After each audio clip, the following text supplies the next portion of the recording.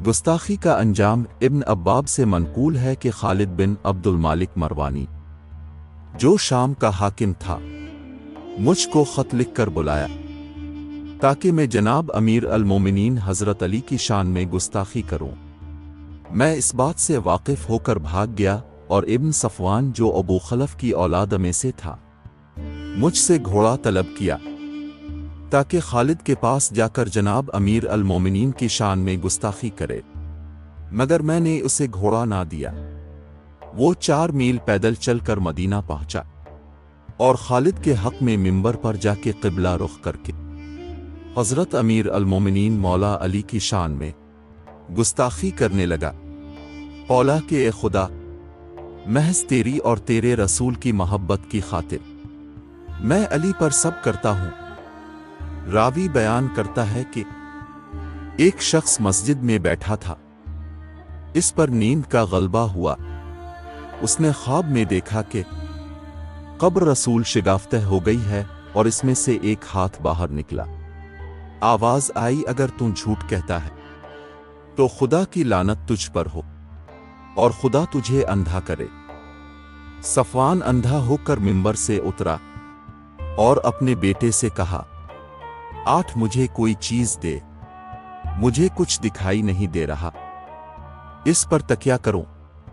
उसका बेटा जब उसे बाहर लाया तो उसने अपने बेटे से पूछा, कोई बिला लोगों को पहुंची है या कोई जुल्म जाहिर हुआ है? बेटे ने जवाब दिया, ये बाप, ये तेरे झूठ की सजा है जो तूने मिंबर रसूल पर जाकर बोला है, और तूने इस शख्स की तौहीन और उसकी शान में गुस्ताखी की है जिसकी दोस्ती खुदा और उसके रसूल के हुक्म से तमाम मोमिनों पर फर्ज है।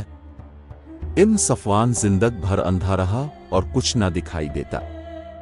इसी हालत में उसकी मौत वाक़ई हुई। लश्कर की शिकायत किफ़ायत अल-मोमिनीन में मरकूम है कि जंग सफ़ियन में हज़रत अली अमीर अल-मोमिनीन के लश्कर को क़याम किए बहुत देर हो गए, तो अहली लश्कर ने भूख की ज़ियादती, अपनी खुराक और जानवरों के चारे की कमी की शिकायत की। ए अमीर अल-मोमिनीन, हमारे पास एक रोज़ का खाना और जानवरों के लिए एक रात का खाना भी बाकी नहीं रहा।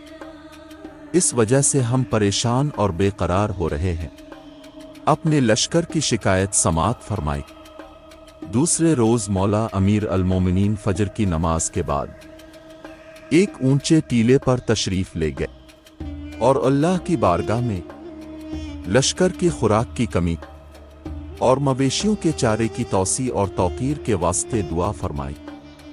दुआ फरमाने के बाद अब टीले से नीचे उतरे और अपनी क़यामगाह की तरफ रवाना हुए। रावी बयान करता है कि अभी आप अपनी क़यामगाह तक भी ना पहुंचे थे। एक काफिला गैब से वहां पहुंचा। उनके पास फरोख्त के लिए गोश्त थी, आटा, खुरमा, सिले हुए कपड़े, मवेशियों के लिए चारा और दीगर ज़रूरान इंसानी का सामान था, जिससे अहल लश्कर और मवेशियों की तमाम ज़रूरियात पूरी हो गई और तमाम लश्कर अपनी ज़रूरत का तमाम असबाब खरीद चुके। तो ये काफिला सफ़ियन से जंगल की तरफ रवाना हो गया। बाद अज़ा किसी को मालूम ना हो सका कि ये काफिला कहाँ से आया था और कहाँ रवाना हो गया।